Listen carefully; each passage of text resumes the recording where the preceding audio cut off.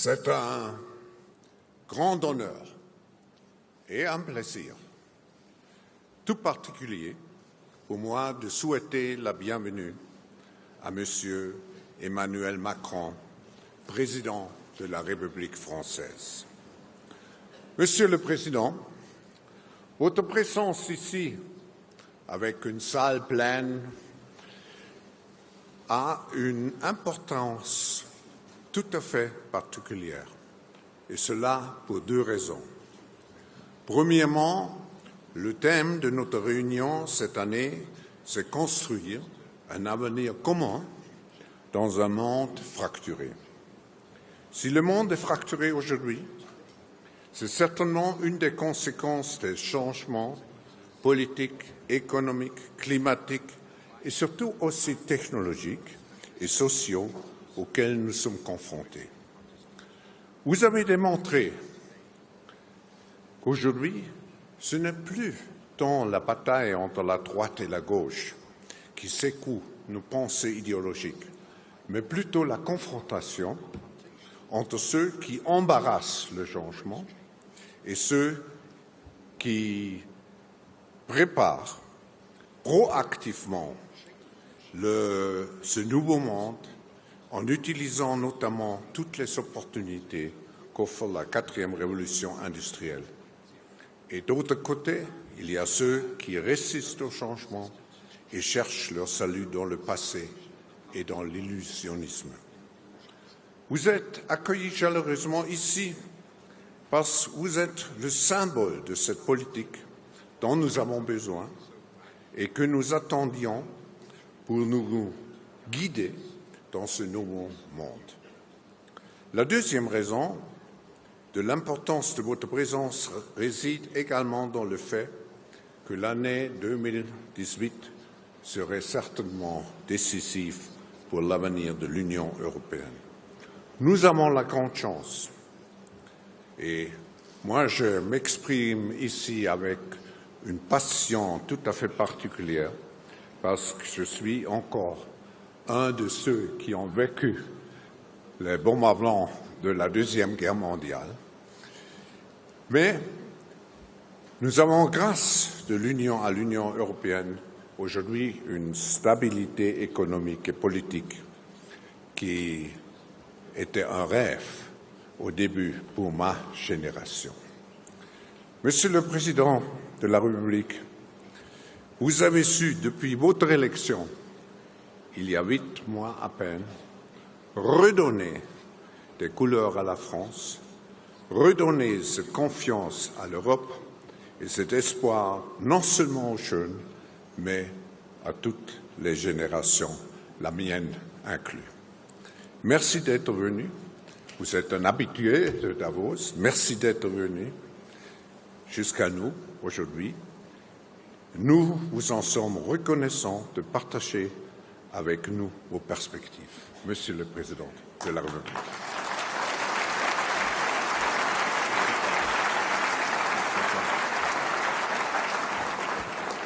Merci beaucoup, professeur, cher Klaus.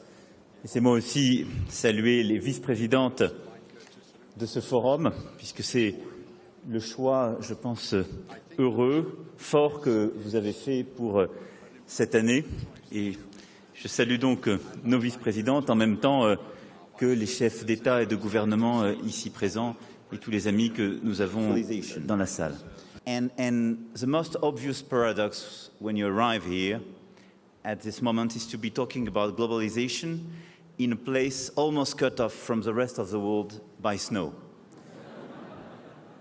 And for sure, with Davos, when you look outside, especially coming and arriving in this building, it could be hard to believe in global warming. Obviously, and fortunately, you didn't invite anybody skeptical with global warming this year.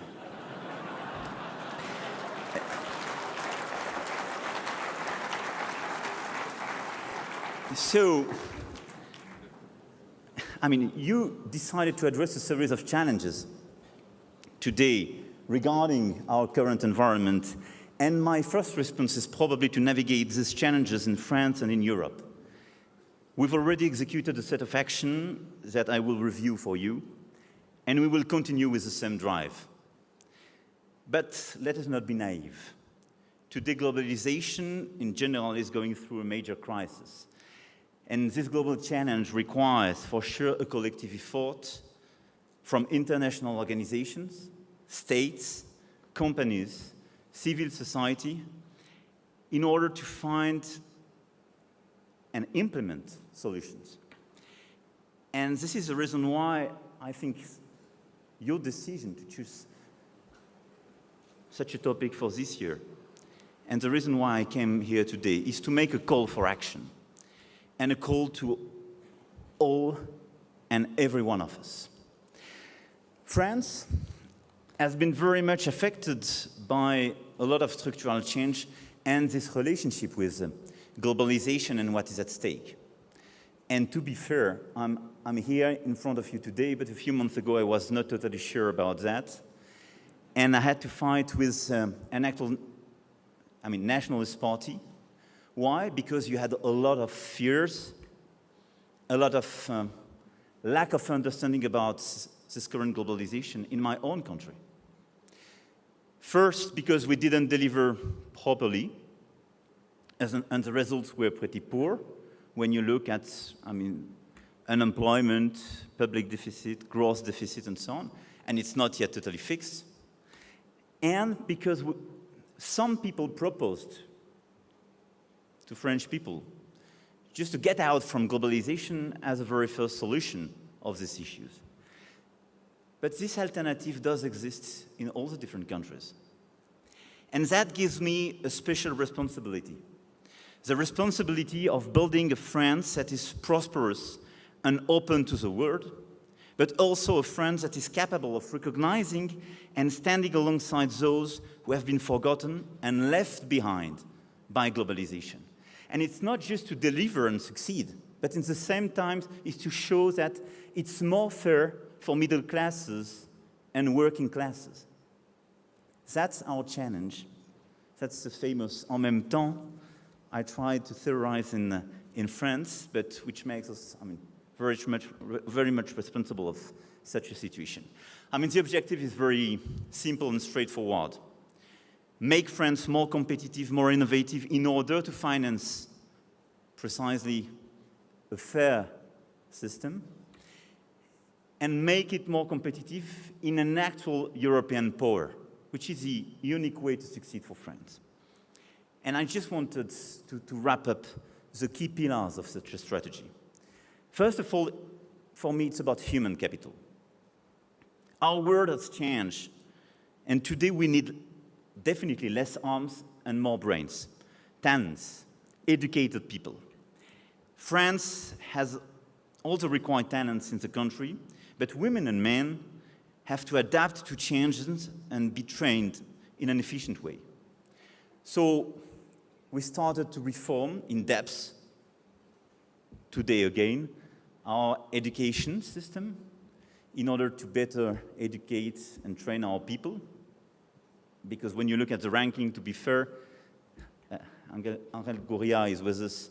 I'm sorry about the past years, but we decreased in this ranking, so we have to reform in depth this education system. We are reforming as well the rules in order to access to our universities, to precisely have a better access to universities. But more generally is how to invest more and to reform in depth this education and training system. We invest 5% of our GDP in education, and on top of this in-depth reform, we will launch very important reform of apprenticeship and vocational training, because it's absolutely core to deliver on this strategy and to train or retrain people in this current environment. Why? Because if you want to accompany people in this global change, you have to empower them.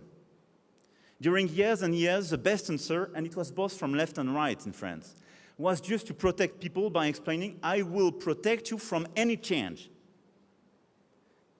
We have sometimes to accelerate some change, providing the real and the actual protection which is to educate or retrain in order to find a new job. That's why we will invest during these 5 years 15 billion euro in education and retraining, and we will reform in order to simplify, streamline, and make much more efficient all the system. At the same time, we will make innovation the centerpiece of economy with a massive effort in terms of research and development. We will maintain and strengthen our different tax credit and fiscal incentive mechanisms. And on top of it, we will create a new 10 billion fund to finance development and innovation programs, and especially disruptive innovations. And we will dedicate 13 additional billions to fund precisely this development and innovation programs. It's once again on research and this human capital. The second key pillar of this reform agenda is precisely investment and capital. I mean, in such an economy that you perfectly know, which is an economy of innovation and competences, I mean, it's good to have a very competitive financing system. We have it in France, but it's much more oriented toward loans and lending issue than on equity issues. We need more equity in this current environment to finance risks and big innovations, and in order to finance our champions. So we passed a series of reforms in order to reallocate precisely our savings into that direction. We will pass new reforms. Part of these reforms are at the global, European and global scale to be negotiated. And I think we can de-risk our global system by facilitating this orientation towards more equity financing, especially on good and sustainable projects, and I will revert on it. But we passed a series of very concrete measures in order to facilitate such a move. By decreasing our corporate taxes, and we passed the law in order to decrease till 25% corporate tax. We were at 33, to be fair, during this mandate, in order to have a big reform on capital gain. And we will have a unique tax, 30% only, all in all, which will make us very competitive, and by lifting taxes and wages on capital in order to accelerate this recovery in terms of competitiveness. And by reducing the cost of workforce and capital, we've reinforced France's attractiveness. And this is, for me, one of the key ambitions we should have in order, first of all, to facilitate the allocation of our savings and our capital in equity financing, in disruption and innovation, and to attract foreign capital in such a model. The third pillar is about acceleration and flexibility. In such a world, education and new safety nets is absolutely key to protect people. But you need more flexible structures and rules in order to facilitate this change, in order basically to help the different companies, startups or large caps to sometimes change their business model and readapt to this global environment. That's why we passed, summertime last year, a very important reform of our labor market. I mean, whose the main philosophy, in a nutshell, is to realign France on Germany and Northern Europe, i.e., to have less rules defined by law and much more rules defined by consensus at the corporate or the branch level, i.e., much more adapted to your environment, your business environment, and facilitating the readaptation. That's a big change, and I think it makes it much more competitive and much more productive at home. And I think it was very much waited for decades sometimes by a lot of people. Acceleration and flexibility is also a series of microeconomic reforms, and that's what we are passing on energy, housing, transportation, in order to reduce the total costs for people, in order to improve competitiveness, and in order to make our economy much more rapid and efficient in this current environment, in these critical sectors. And I think it's absolutely critical. The fourth pillar of this strategy is that we've also decided to make France a model in the fight against climate change. And that's, for me, a huge advantage in terms of attractiveness and competitiveness. We should stop opposing, on one side, productivity, on the other side, climate change issues. Why? Because a lot of people, talents will come where it's good to live, in pleasant place. Because you can create a lot of jobs, and I see the attendance. I have not many people to be convinced. But we can create a lot of jobs in such a strategy. So we passed a series of reforms as well in order to accelerate this green strategy, especially in CO2 emissions and reducing the CO2 emissions. That means we will close all our coal-fired power stations by 2021 during this mandate.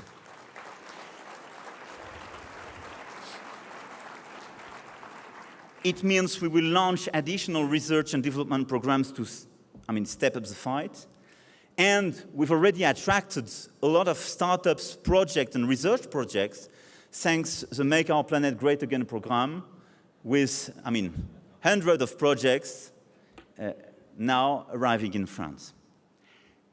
The fifth pillar of this domestic strategy, and that's the last one, I can reassure you, I would say is about cultural change. And for me, it's probably as important as concrete reforms and laws and decrees and so on. And this cultural change is, first of all, now a preference for red tape cuts and simplification. France had a strong preference for regulation, laws, and taxes. Why? Because we love politics. And I think if we are fair during the past decades, we managed to better monitor than some other economies inequalities and these kind of issues. But we corrected these inequalities by taxes and regulations. We didn't prevent these inequalities. We corrected them by a lot of complexity. And these corrections basically definitely weakened our competitiveness and our growth. The big change is that we will have a strategy to prevent, and I will revert on it, these inequalities. But in the same time, we simplify, we streamline processes, and we definitely simplify bureaucracy.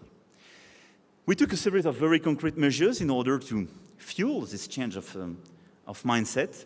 And the effect is that during the last 6 months, we reduced like crazy the number of new regulations, and we reduce the number of bureaucratic approach, and we are passing a law to totally change the relationship between administration and entrepreneurs and people.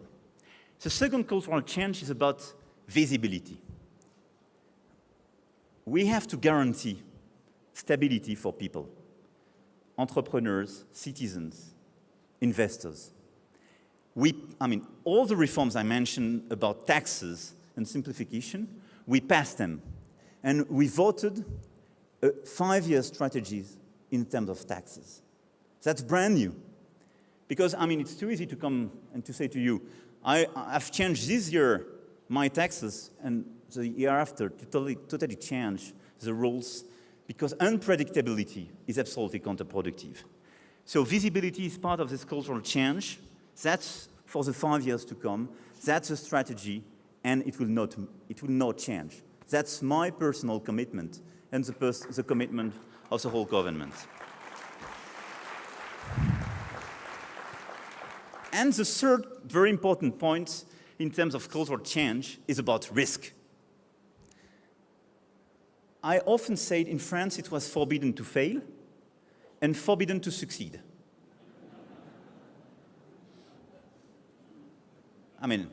As you can see, it reduces basically your way to maneuver. Now, it should be more easy to fail, to take risk. So to reduce the cost of failure, to allow people when they fail, to come back and to try something else. and to facilitate successes and, to be granted for these successes. And for me, it's all about the relationship about risk. When you take risk, you need reward. And basically, you have to reduce this cost of failure. That's a big change if you want to succeed in the current environment. And that's the change we are making in France. And because France is a nation of entrepreneurs, is a nation of people loving this kind of risks. And I think it was a big mistake, and a big mistake when you look at our history regarding that. So, ladies and gentlemen, my first message is that France is back. France is back at the core of Europe.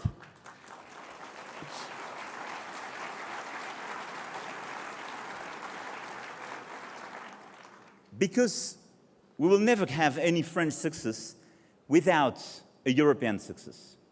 And for me, all these initiatives and this reform have an actual counterpart which is a European strategy. And I see a lot of European leaders and my very good friends, and all together we work very hard to have this common strategy. I will not revert on it, and I know that Angela Merkel expressed a few hours ago her vision, and we work very closely in that direction. But in a nutshell, I just want you to believe that the core strategy for me, for the coming years, and especially for this year, is to manage to deliver an actual refundation of our Europe. We have to fix some short-term issues on energy, digital, migrations, and investment. This is a 2018 program. But this year will be the year where we have to redesign a 10-year strategy for Europe. It's sure. Because in this current environment, Europe has a responsibility and a role to play vis-à-vis China and the US. Because our vision, our DNA, in terms of relationship between freedom, justice, fairness, individual rights is unique. You just have this kind of balance between these different values in Europe. You have a strong preference for freedom in the US. The approach of fairness is very different. You don't have the same approach of freedom in China. It's not a big discovery. So this synthesis, which is the core of our globalization and our multilateral approach, was made in Europe. And if we want to avoid this fragmentation of Europe, we need, of the world, sorry, we need a stronger Europe. It's absolutely key. And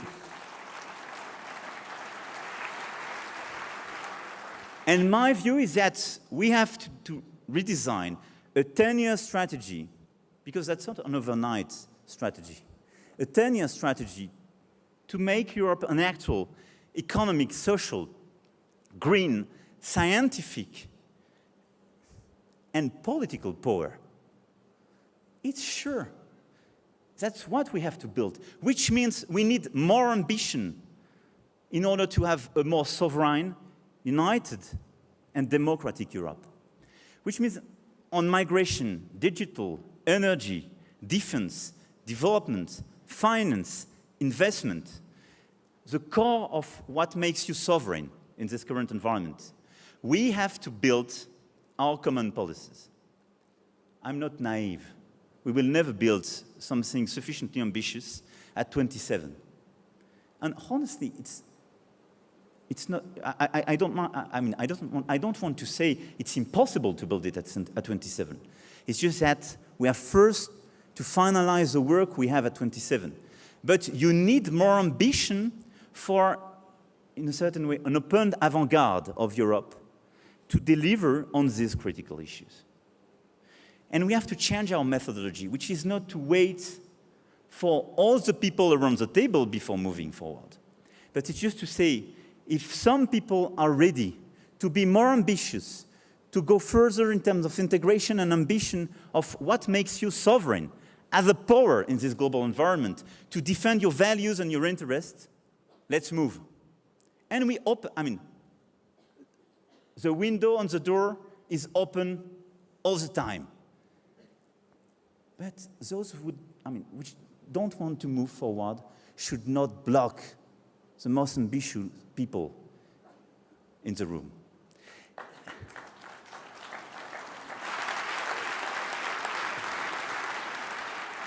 Because I think that such an ambition is the one we will make our Eurozone much stronger, much fair, much ambitious in terms of investment, fairness, and much able to deliver a consistent message with what we want precisely to do in this current environment. I delivered a very long speech in September last year, and we worked very hard, but I do hope with my friends here present in this room, we will work together to have, at the end of this year, this common strategy for 10 years in order to provide visibility to our people and to the rest of the world about the fact that Europe is able to be this new power and basically to deal with c'est-à-dire une nouvelle puissance capable de coopérer avec... Je veux ici toutefois vous faire un aveu. Si je souhaite que la France trouve pleinement sa place dans la compétition mondiale, et si je pense que la condition, c'est que l'Europe, justement, soit plus forte et réussisse à trouver une nouvelle ambition, ça n'est pas une finalité en soi. La croissance économique, ça n'est pas une finalité en soi. Et on s'est, je pense, souvent trompé, parfois encore récemment, dans les discours qu'on tenait, en disant, vous allez voir, tous nos sujets vont s'arranger parce qu'on va avoir la croissance. D'abord, je pense qu'il y a beaucoup de pays qui, nous, on peut avoir 1-2 points de croissance en plus, c'est notre bataille. Mais ça ne règle pas tous les sujets. Et la croissance économique, ça n'est pas une fin, ça reste un moyen. Et j'irai même plus loin, cette recherche de croissance économique nous a parfois fait oublier ce que les peuples sont prêts à accepter pour l'obtenir. Et la crise de la mondialisation qu'on est en train de vivre aujourd'hui, elle est liée à cela. Le monde, il est fragmenté par une série de phénomènes économiques, géopolitiques, nouveaux et qu'on pouvait pour certains anticiper, qui sont liés à ce divorce. D'abord, on a pensé, ou on a fait croire que la croissance, ça concernait tout le monde. Plus on aura de croissance, tous les problèmes vont s'arranger dans les pays émergents, les pays intermédiaires ou les économies développées. Ça n'est pas vrai. Parce que cette croissance, elle est structurellement de moins en moins juste. Toutes les revues internationales le montrent, que ce soit des institutions multinationales, des ONG, il y a une concentration sur le 1% le plus riche qui se fait à chaque fois. C'est lié à quoi? La financiarisation de cette mondialisation qui a favorisé un effet de concentration et les nouvelles technologies, cette économie de l'innovation et de la compétence que j'évoquais, parce que c'est une économie de superstars. Donc elle favorise les gens très talentueux et elle se concentre chez les gens les plus talentueux. La réponse, on ne peut pas l'apporter dans chaque pays avec un système de taxes, sauf à être très coordonné entre nous tous, parce que sinon les talents s'en vont. Je peux vous dire, on a très bien testé cette méthode. Donc, elle ne marche pas en non coopératif et en non coordonné. Ça c'est pas une bonne idée. Par contre, ne pas avoir de réponse non plus n'est pas une bonne idée sur ce sujet. Ensuite, on dit on est dans un monde formidable, les distances se raccourcissent, on est dans un monde où tout s'accélère, mais dans nos sociétés, tout se refracture.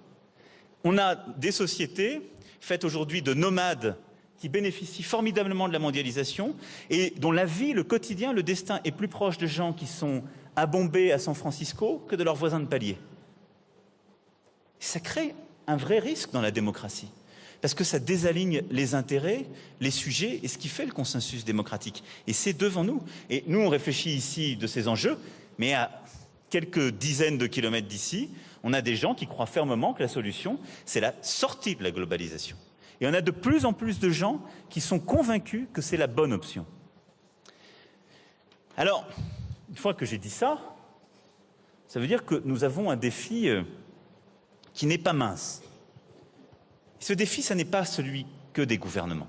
D'abord, les gouvernements, les États, depuis quelques années, je pense, vont dans le mauvais sens face à ces défis. Il y a les défis démocratiques que j'évoque. Beaucoup de gouvernements sont tentés de répondre par une approche nationaliste. Vous avez raison, tout ça ne va pas, on referme les frontières. Ensuite, les défis qui font peur, les grandes migrations, le terrorisme, les grands changements technologiques, ce sont des défis qui imposent une coordination internationale. Je l'évoquais au moins pour l'Europe, mais plus large encore que l'Europe, si nous ne sommes pas en situation de coopérer, on ne saura pas les régler et on cherchera toujours à avoir nos avantages comparatifs. Et la recherche de l'avantage comparatif fait qu'on est toujours tiré vers le bas. C'est la course vers le point le plus bas sur tous ces sujets. Et donc cette course non coopérative nous empêche au fond de répondre à ces peurs et à ce qui tient nos nations ensemble. Et les États ont été dans le mauvais sens parce qu'on a plutôt fragilisé le multilatéralisme face à tout cela ces derniers temps. Et qu'il s'agisse de l'ONU, du FMI, de l'OMC, on a eu de plus en plus de gens qui ont attaqué ces institutions en disant « nous, on reprend en quelque sorte nos droits, on a notre propre approche, on crée des systèmes alternatifs et ne nous trompons pas. » Toutes ces structures sont nées de ce que le professeur vient de rappeler. Cette période de l'histoire où on a vu ce à quoi conduisait l'approche non coopérative entre les gouvernements lorsqu'il y avait des grandes peurs séculaires. Et depuis quelques années, nous avons été sur ce sujet dans le mauvais sens. Nous avons été aussi, quand on regarde le droit social, le fiscal, tous les sujets qui, en quelque sorte, fondaient le cœur d'un État, dans un sens très non coopératif et dans un affaiblissement continu. J'expliquais il y a un instant ce que je fais pour la France. La France avait été en quelque sorte très décalée par rapport au reste de l'Europe. Elle était très au-dessus, sur tous ces sujets, de la moyenne européenne. Mais quand je regarde la dynamique actuelle dans le monde, on a une dynamique qui, sur les sujets fiscaux ou les sujets sociaux, est en train de continuer à expliquer aux gens, les amis, la bonne réponse, c'est d'en faire toujours moins. La meilleure réponse, c'est de baisser nos impôts. Il n'y a pas de limite. Race to the bottom. Sur le social, c'est pareil. Si nous ne définissons pas un standard de coopération internationale, jamais on n'arrivera à convaincre les classes moyennes, les classes laborieuses, que la mondialisation est bonne pour elles. C'est pas vrai. C'est pas vrai. Sur le commerce, nous revenons vers, là aussi, des stratégies qui sont non coopératives, vers plus de protectionnisme, vers la fragmentation de ce que l'OMC a fait, la menace de certains accords régionaux qui étaient très structurantes, et on détricote ce que la mondialisation avait pu mettre en place. Et sur le climat, beaucoup étaient avec moi le 12 décembre dernier à Paris, nous ne sommes pas à la hauteur de ce à quoi nous nous sommes nous-mêmes engagés. C'est-à-dire, on est en train de perdre la bataille. 2020, ce n'est pas un rendez-vous pour une nouvelle conférence. Si on n'a pas délivré des actions concrètes, il ne faudra pas expliquer aux gens qu'ils sont de plus en plus vulnérables. On aura tout fait en pleine conscience pour le faire.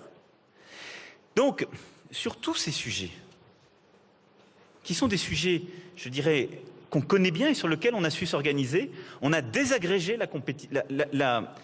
l'organisation internationale, on l'a affaiblie. Et à ça s'ajoutent des nouveaux sujets que nous n'avions pas vus.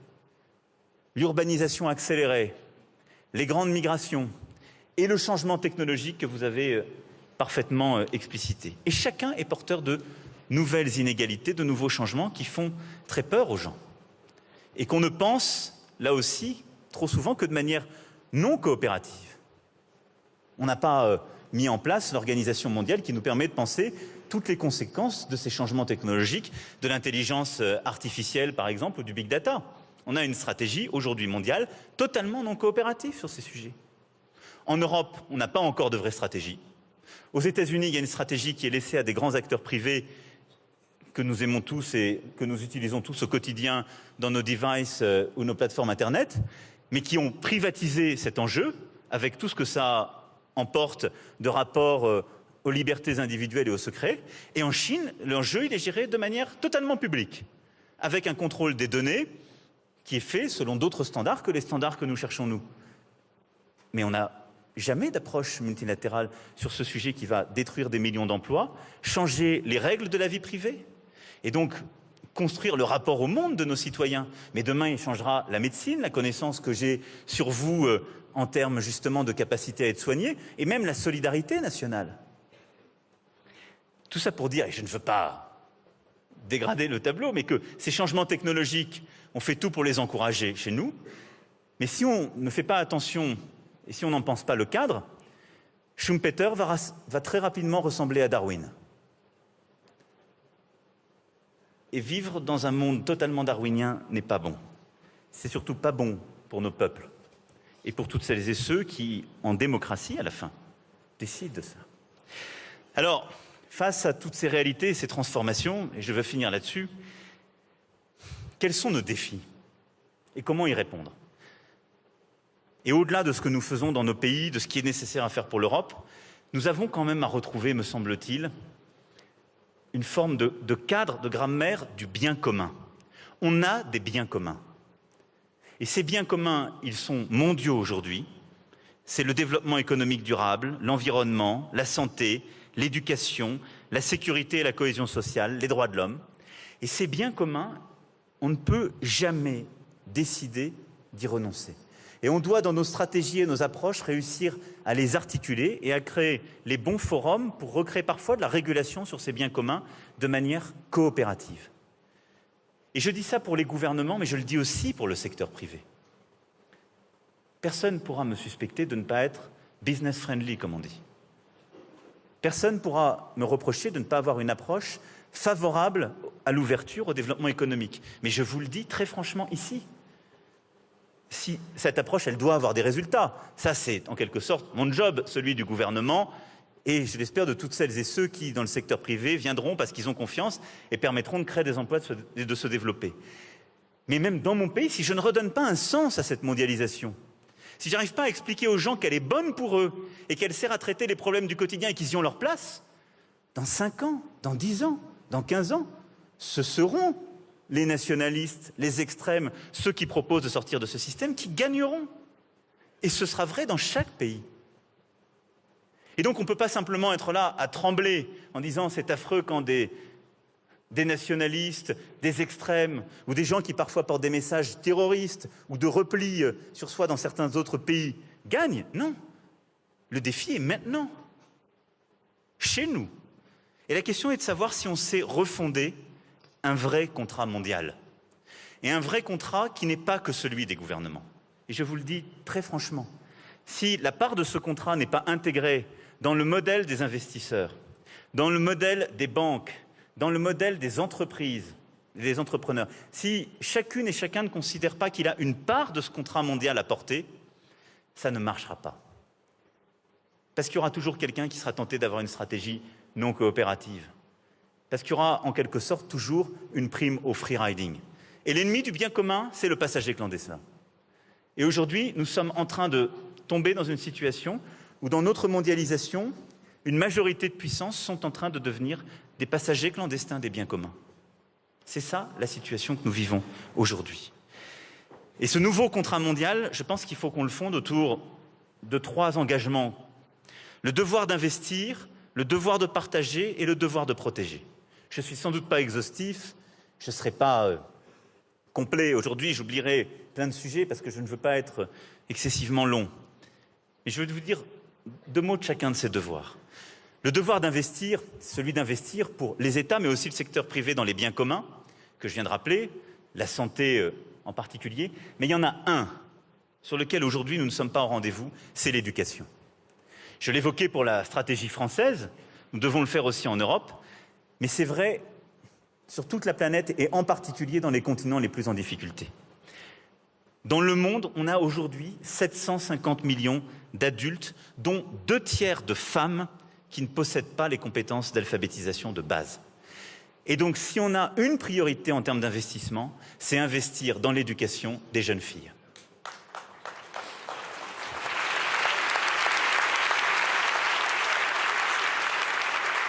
Parce que partout où on n'investit pas dans l'éducation, il n'y aura pas de croissance dans le pays.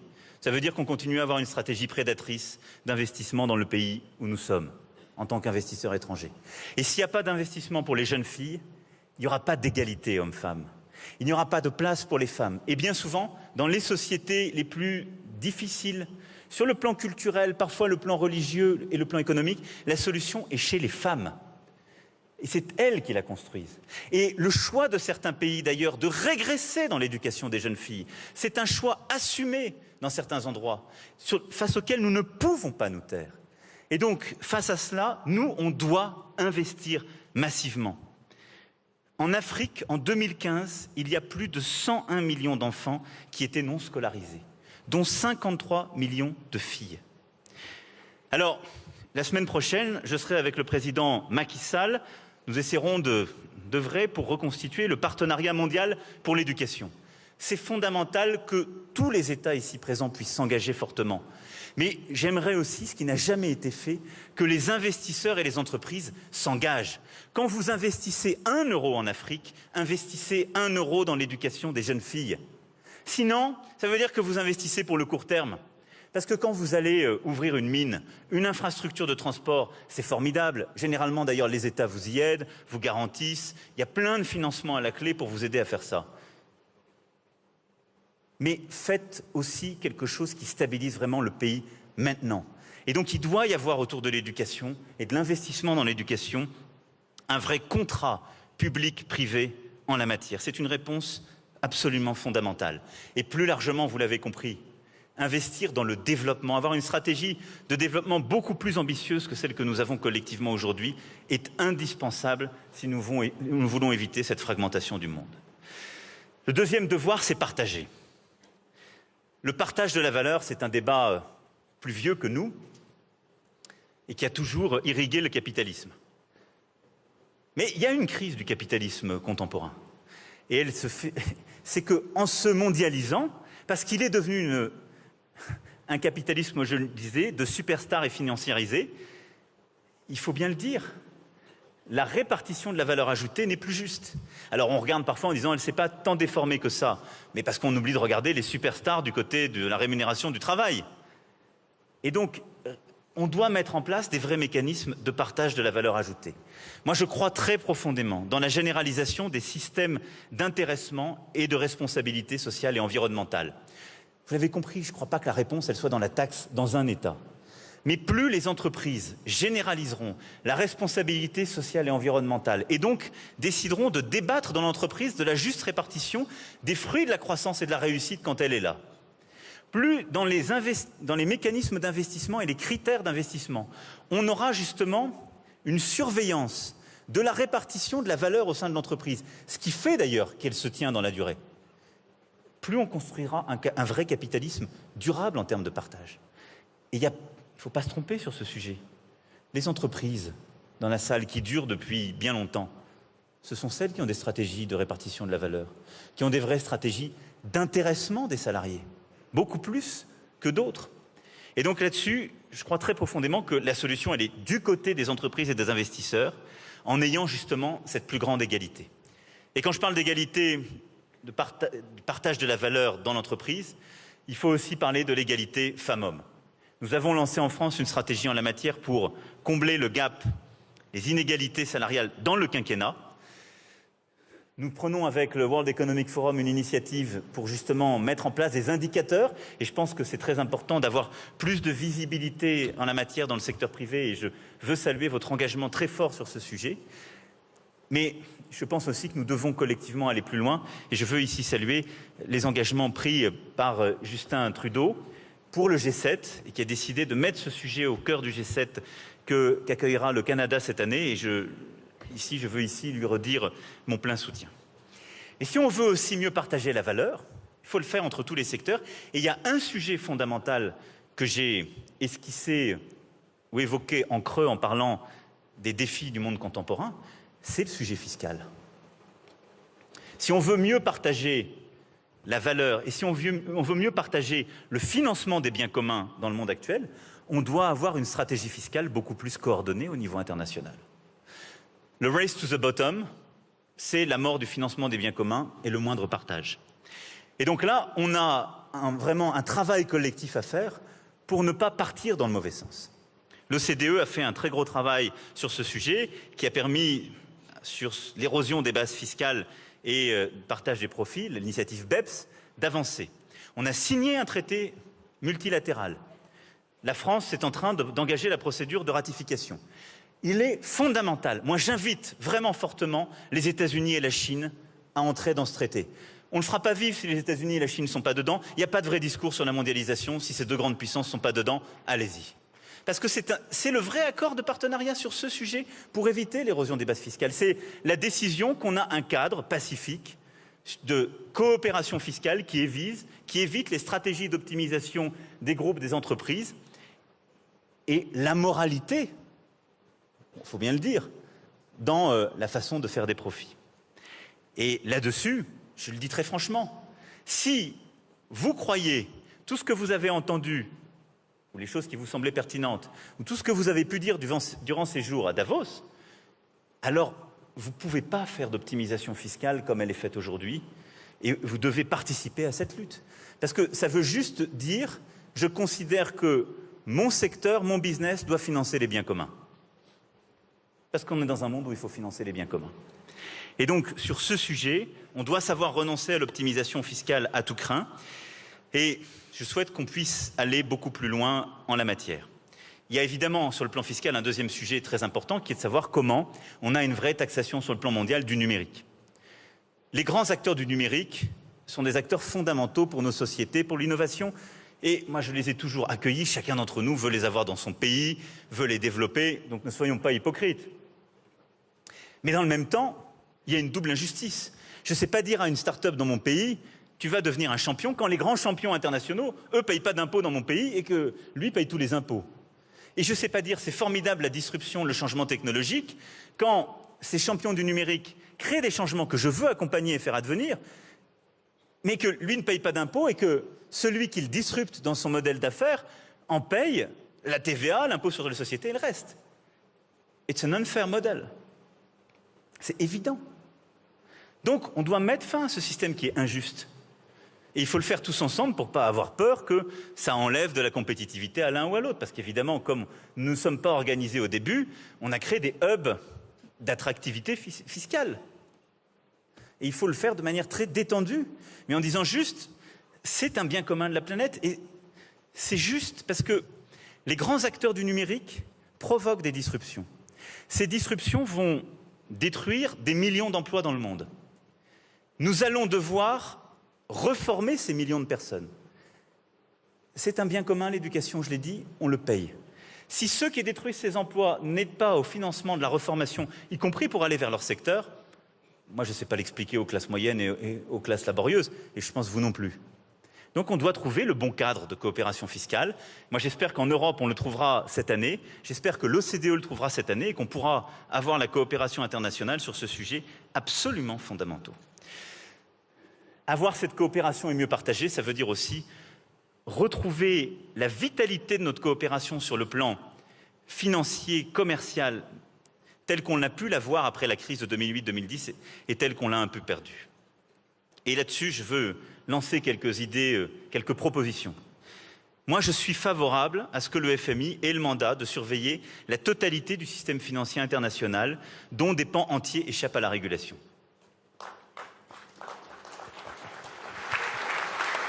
On a construit le FMI, il a acquis sa légitimité, il regarde des États, une partie du système financier, mais il ne regarde pas les acteurs les plus dérégulés et les plus dérégulateurs de tout le système. Le bitcoin, les monnaies virtuelles, le shadow banking, tous les plus agressifs sur les marchés financiers, ceux qui peuvent créer des crises financières, déréguler des systèmes, c'est bien fait. On a dit, ça on ne le met pas dans le FMI. Et donc, nous devons lancer cette discussion. Je souhaite qu'on puisse la lancer dans le cadre du G20. Je vois notre ami argentin, M. Macri, en fin de semaine à Paris. Je sais le leadership qu'il veut donner dans le cadre du G20 à l'Argentine. Et là-dessus, le FSB aura un rôle absolument fondamental à jouer. Et je souhaite qu'on continue sur cet agenda pour donner justement plus de place à cette régulation. On doit aussi penser la régulation sur le plan des principes des grands acteurs internationaux du numérique et des innovations. Il y a des déstabilisations financières telles que je viens de l'évoquer, mais il y a aussi des déstabilisations dans nos sociétés liées à l'innovation technologique. On n'a aujourd'hui pas le cadre pour les penser. À quel moment on va décider de stopper des innovations? Parce qu'il faudra le faire à un moment donné. À quel moment on va dire l'intelligence artificielle, on met une ligne rouge parce que ça disrupte pour le coup non pas des vieux systèmes productifs, mais notre rapport à la liberté individuelle, au respect des droits privés, parce que ça met en cause l'intégrité de l'humain et du vivant. Il y a des tas de sujets philosophiques et de principes qu'on va se poser. Il faut qu'on ait le cadre de coopération internationale pour le limiter, pour favoriser l'innovation technologique et aider les grandes plateformes Internet, continuer à développer nos startups et l'innovation, mais pouvoir décider des principes qui ne peuvent pas être décidés par des acteurs économiques, mais par les États. Et je souhaite que nous puissions avoir là aussi une discussion sur ce G20 au G20 qui est absolument fondamental. Enfin, le dernier défi, il est de protéger. Protéger en matière sociale, climatique et de lutte contre le terrorisme. C'est un devoir si on veut tenir la mondialisation, et ça montre aussi l'importance des États sur certains de ces défis et du retour des États. On a pensé pendant des décennies, c'était très à la mode de dire c'est la fin des États, il n'y a plus que les acteurs privés. Pour faire face à ces défis, il faut des États et une coopération internationale. Sur le sujet social, on doit arrêter cette tendance à détricoter notre droit social pour ajuster la mondialisation. Et là aussi, je souhaite qu'on puisse avoir une discussion au G20 pour qu'il y ait, dans le monitoring, entre autres, fait par le FMI et les grandes instances, une surveillance des réformes nationales en faveur de la cohésion sociale. Qu'il puisse y avoir un accompagnement aussi de ces sujets. Que nous-mêmes en Europe, lorsqu'on apporte une aide, en particulier dans les mécanismes de cohésion, on regarde la convergence sociale, qu'on ait une critérisation de nos mécanismes pour surveiller la convergence sociale entre nos pays. Et qu'on arrête d'être complètement paradoxaux en disant cela dans les enceintes internationales, mais parfois en demandant à des pays, les mêmes, de détricoter leur droit social pour pouvoir ajuster les choses à un niveau qui devient sous-optimal et qui ne permet pas la protection minimale pleinement requise. Et donc, sur le sujet social, je souhaite qu'on puisse là aussi, retrouver une vitalité du dialogue entre l'OIT, le FMI et réussir à mettre en place de tels critères.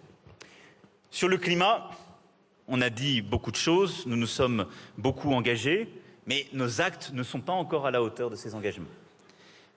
Je veux ici saluer l'engagement fort de la Chine, qui a constamment maintenu justement sa présence dans l'accord de Paris, a annoncé la mise en place d'un marché carbone, ce qui est un élément fondamental de notre action commune en la matière. Je veux saluer l'engagement de l'Inde. Le Premier ministre Modi a ouvert ce forum. Pour l'Alliance solaire internationale, il a joué un rôle fondamental et là aussi, c'est un élément de transition essentiel. Mais nous devons maintenant avoir les actes conformes aux accords de Paris. Qu'est-ce que ça veut dire collectivement ? 1. L'Union européenne doit aller un cran plus loin et décider d'un prix plancher du CO2. Si nous ne savons pas le faire dans les mois qui viennent, nous ne serons pas crédibles. Nous avons mis en place un marché carbone. On doit accélérer la transition pour nos acteurs et donc avoir un prix minimum du CO2 et réussir à changer le modèle de production en Europe pour qu'il soit cohérent avec ces engagements. 2, ça veut dire, j'étais en Chine il y a quelques semaines, très impressionné par l'initiative diplomatique du président Xi qui, l'année dernière, l'a évoqué devant vous. Mais ça veut dire que toute l'initiative One Belt, One Road doit être cohérente avec nos engagements climatiques. Ces nouvelles routes de la soie, elles doivent être vertes. Ça ne peut pas être les routes de la centrale à charbon. Ça doit être des routes, du renouvelable, d'énergie qui réduisent les émissions de CO2 et on doit tous coopérer justement à cet engagement. 3, ça veut dire que nous, on doit continuer à aller plus loin. Et moi, je souhaiterais que nous puissions, à horizon 2020, vraiment acter d'un pacte mondial pour l'environnement qui serait un vrai garde-fou juridique pour nos sociétés et un outil de la justice environnementale pour nos citoyens. Et enfin, il faut que le secteur privé soit au rendez-vous de ces engagements. 12 grandes initiatives ont été prises à Paris le 12 décembre dernier au One Planet Summit. Et je souhaite qu'on puisse les suivre vraiment régulièrement et que l'ensemble des investisseurs, l'ensemble justement des grands donateurs, des entreprises qui se sont engagées, puissent rendre compte de manière régulière et montrer qu'il y a un engagement du secteur privé en la matière. C'est enfin le système financier qui doit accompagner cette mue avec une véritable promotion de la finance verte. Moi, je crois que la finance est une bonne chose parce que, je vous l'ai dit, on ne finance pas l'innovation ou ces transformations. Mais elle doit aussi financer un modèle de développement durable et l'Europe en la matière a un rôle fondamental à jouer. Nous devons, dans l'Union européenne, dans la zone euro, avoir une vraie place financière verte qui sache justement accélérer le financement de ces modèles de transition. Enfin, ce devoir de protection, c'est un devoir de sécurité pour nos nations et nos populations. Je ne peux pas évidemment ne pas évoquer ce thème essentiel. en partageant, pour conclure, quelques convictions. La première, c'est que nous sommes et nous resterons durablement engagés dans une lutte contre le terrorisme. Elle engage aujourd'hui nos forces de l'ordre sur des conflits divers, parfois contre des puissances étatiques, d'autres fois contre des terroristes organisés de manière très différente, que ce soit en Afrique, au Sahel, mais dans de nombreuses régions du monde. Il nous faut, dans cette lutte, continuer à travailler dans le cadre de nos coalitions, militaires et diplomatiques, mais avoir quelques principes clairement arrimés. Moi, je souhaite que cette lutte continue à se faire dans le cadre du multilatéralisme. On ne doit pas sortir de ce cadre et donc, en quelque sorte, considérer que la lutte contre le terrorisme doit conduire à des recompositions du monde et à une fragmentation de celui-ci. C'est la lutte contre des groupes organisés qui veulent la destruction de l'autre, mais elle ne doit pas justifier une fragmentation aujourd'hui de notre environnement mondial. Et garder le multilatéralisme, ça veut dire réussir à garder une stratégie où on met des pressions sur des puissances régionales qui inquiètent, je pense à l'Iran ou la Corée du Nord, sans jamais tomber dans l'escalade, ni tomber dans la fracturation de certaines régions. Ensuite, cette lutte, elle doit toujours se faire dans un cadre qui est diplomatique et politique. S'il n'y a pas d'issue diplomatique et politique à la lutte contre le terrorisme, alors il y aura la reproduction du terrorisme. Et soyons honnêtes avec nous-mêmes, nous avons parfois produit les situations qui ont conduit au terrorisme en pensant qu'aller supprimer de manière unilatérale un tyran parce qu'il nous contrariait allait régler tous les problèmes.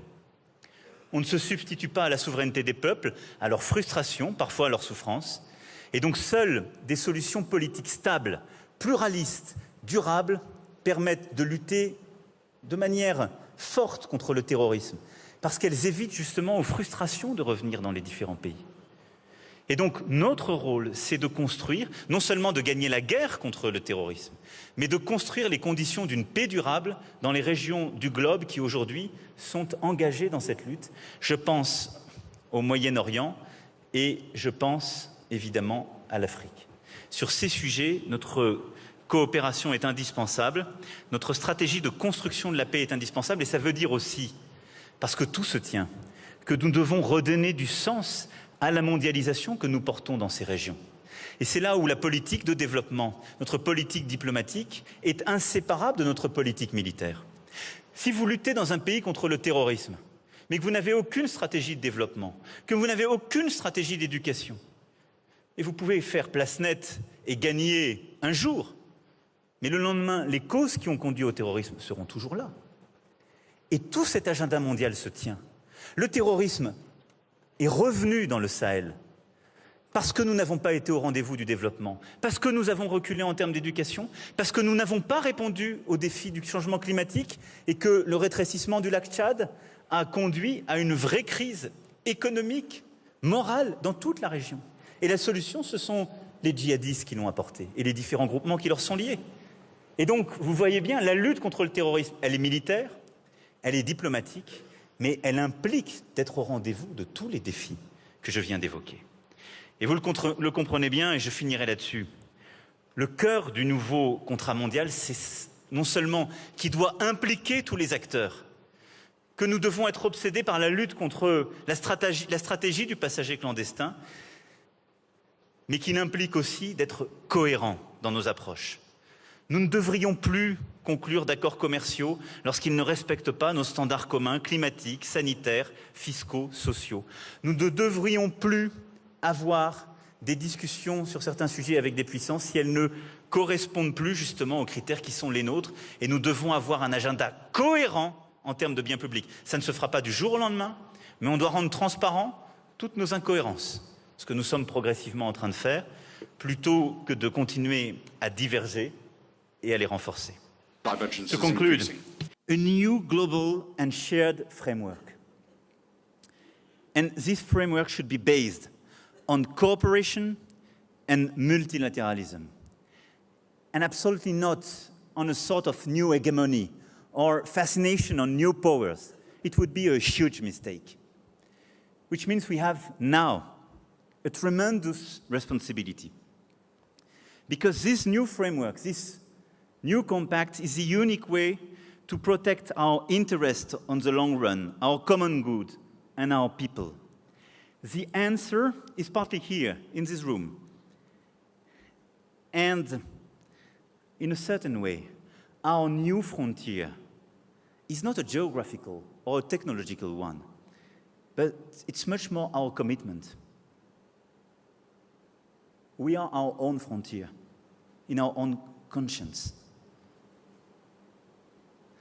If we commit ourselves to make our current globalization more fair, sustainable, in favor of middle classes, if we commit ourselves to enable our youth, if we commit ourselves to take into consideration long-term and complexity of our decisions and not just short-term returns, so we can converge and build a new globalization understandable and good for our people.